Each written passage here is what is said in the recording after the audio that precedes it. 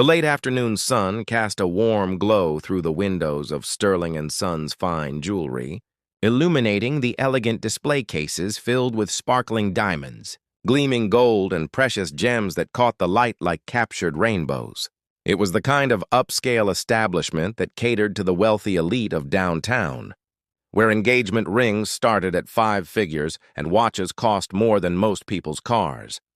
Behind the polished mahogany counter stood Daniel Sterling, though none of the customers that day knew his last name. At 17, he was tall and lanky, with gentle eyes behind wire-rimmed glasses and an earnest smile that made him look younger than his years. He wore simple khaki pants and a white button-down shirt, clean and pressed but clearly not expensive. His sneakers were well worn, and his watch was the kind you might find at a department store for $20. Daniel had been working at the jewelry store every day after school for the past 6 months.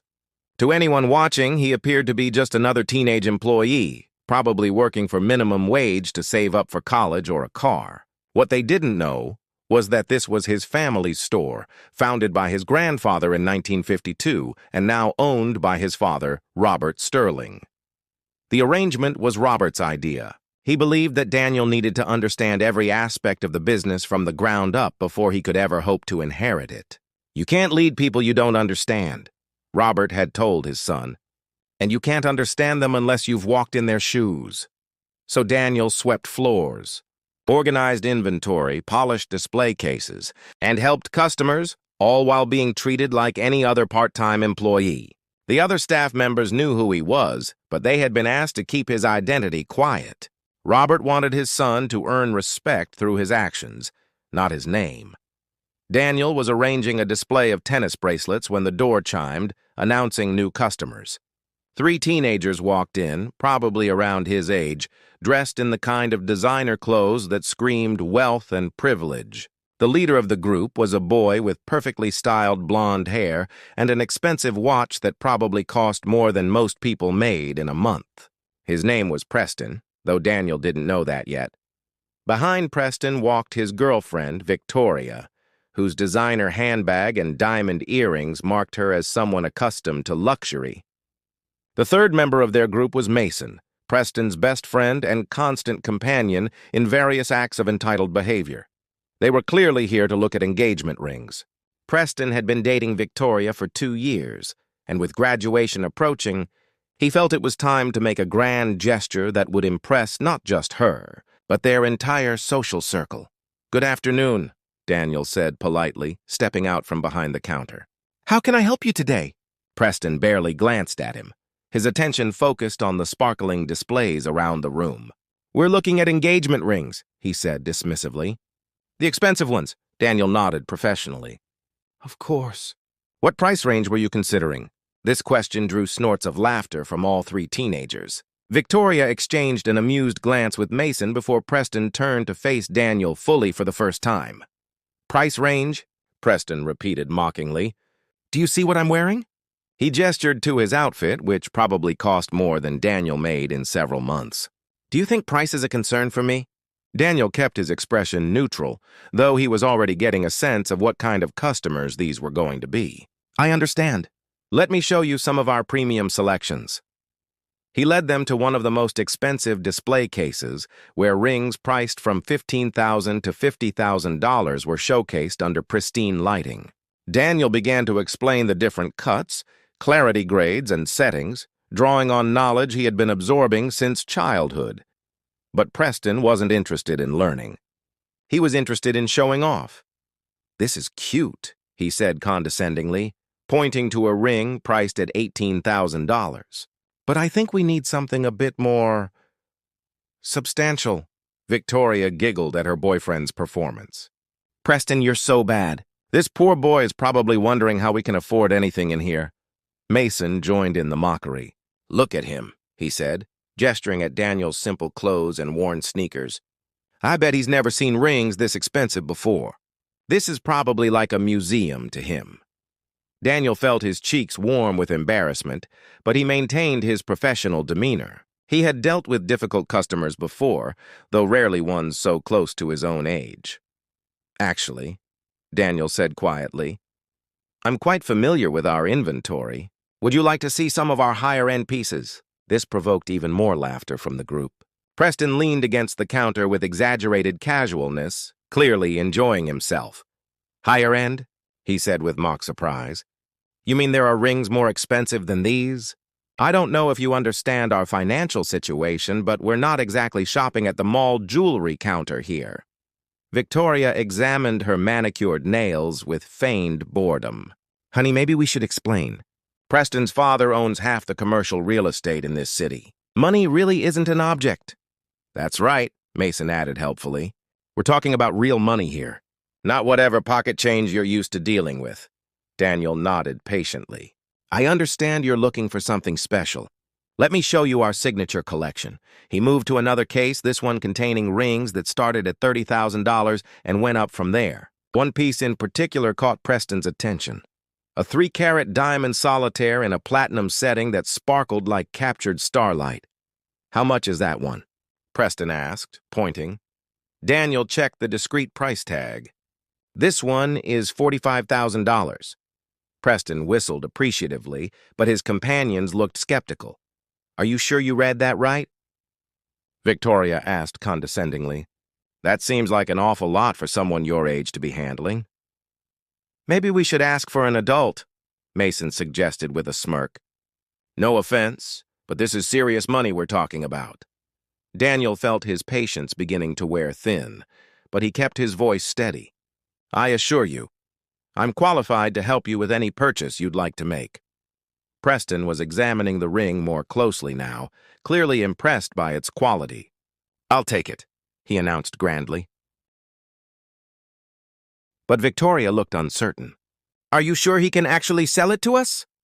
She whispered loudly enough for Daniel to hear. He looks like he should be working at a fast food restaurant, not a jewelry store. The comment stung more than Daniel expected. He had worked hard to learn every aspect of the business, had spent countless hours studying gemology and customer service. To be dismissed so casually because of his appearance felt deeply unfair. I can absolutely help you with that purchase, Daniel said firmly. Would you like to finance it, or will you be paying in full today? This question sent all 3 teenagers into fits of laughter. Preston actually slapped the counter with amusement. Finance it? He repeated incredulously. Did you hear that? He thinks we need to finance a $45,000 ring. Mason was practically doubled over with laughter. That's precious. He really doesn't understand who he's dealing with, does he? Victoria pulled out her phone and began taking pictures of Daniel. This is hilarious. I have to document this. Poor jewelry store worker thinks we need payment plans. The mockery was becoming unbearable, but Daniel forced himself to remain professional. I apologize if I misunderstood. Cash purchase, then? Obviously, Preston said with exaggerated patience, as if explaining something to a small child. Some of us don't live paycheck to paycheck. Just then, the door to the back office opened and Robert Sterling emerged. At 55, he was an imposing figure with silver hair and the kind of presence that commanded immediate respect. He wore an impeccably tailored suit and carried himself with the quiet confidence that came from decades of success. The teenagers immediately straightened up, recognizing authority when they saw it. Preston quickly smoothed down his hair and adopted what he probably thought was a more mature posture. Good afternoon, Robert said pleasantly. I'm Robert Sterling, the owner. Is everything going well out here? Preston stepped forward eagerly, clearly seeing an opportunity to bypass what he considered an inadequate employee. Mr. Sterling! Thank goodness. We were trying to make a significant purchase, but your young worker here seems a bit overwhelmed by the situation. Robert's eyebrows rose slightly. Overwhelmed? Victoria jumped in helpfully. We're looking at a $45,000 ring, and he seemed confused about whether we could afford it. He even asked if we needed financing. Mason nodded earnestly. We tried to explain that money isn't really an issue for us, but I don't think he understood. Robert listened to their complaints with an expression of growing interest. I see.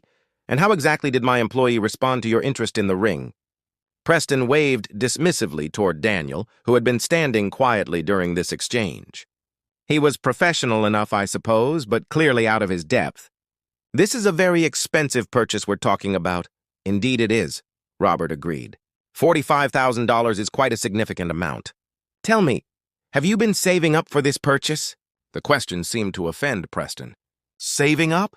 Sir, I don't think you understand. My family doesn't need to save up for purchases like this. Ah, Robert said thoughtfully. And what family would that be? Preston puffed up with pride. The Ashfords. My father is Preston Ashford Sr.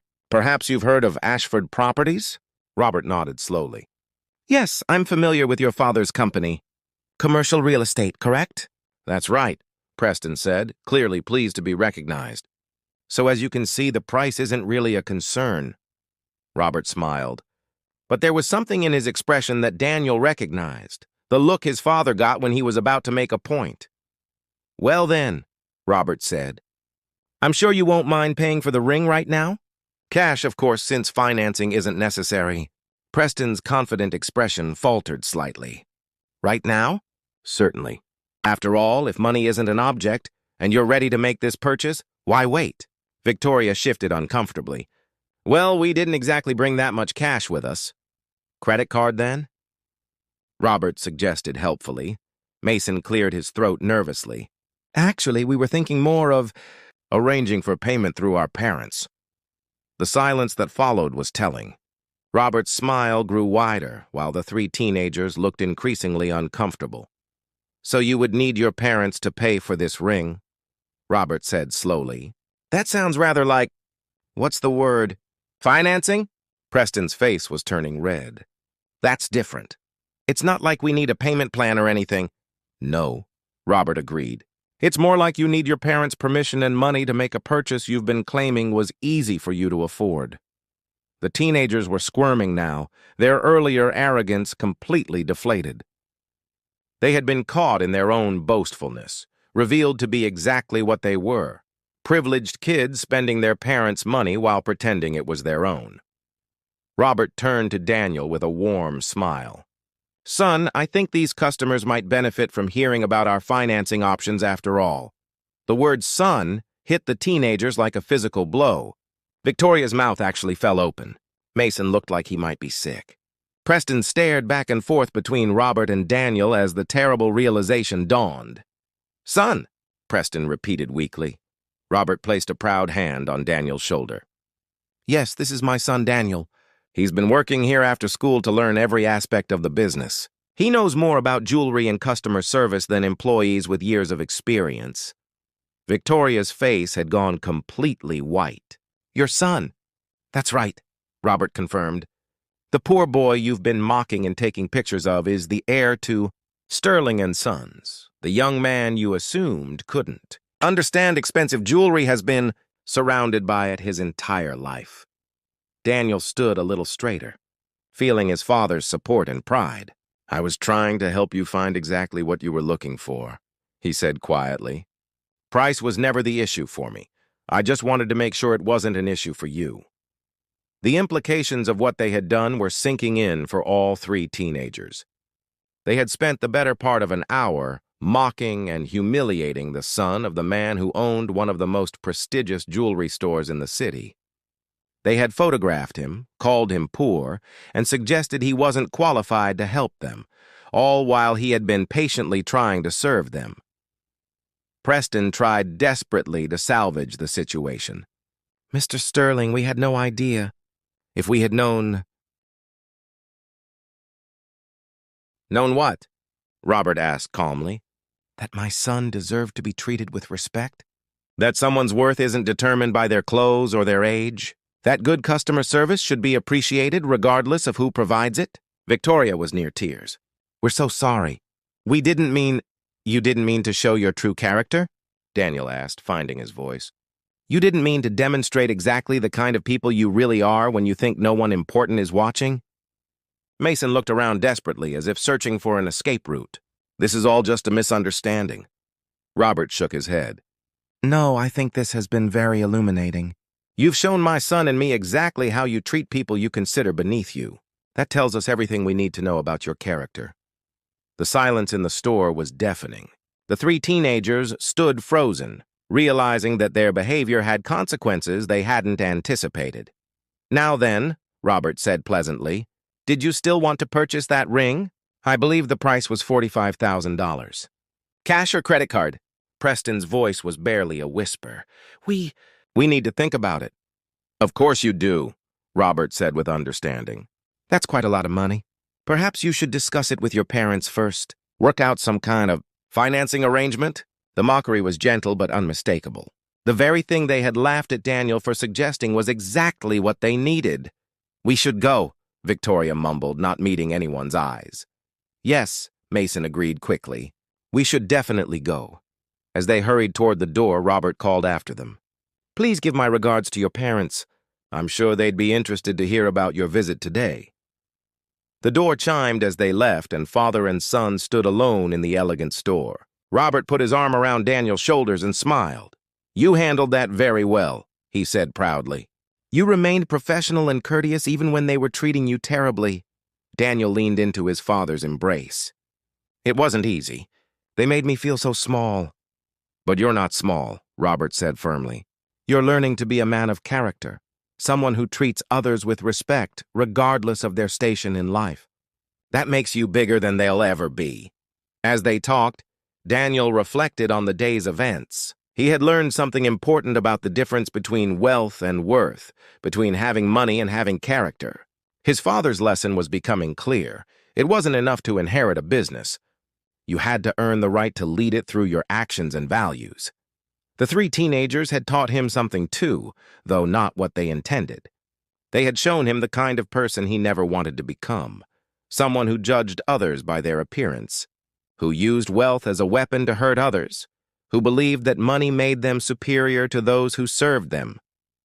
Dad, Daniel said thoughtfully, when I do take over the store someday, I want every employee to be treated with the same respect as the customers.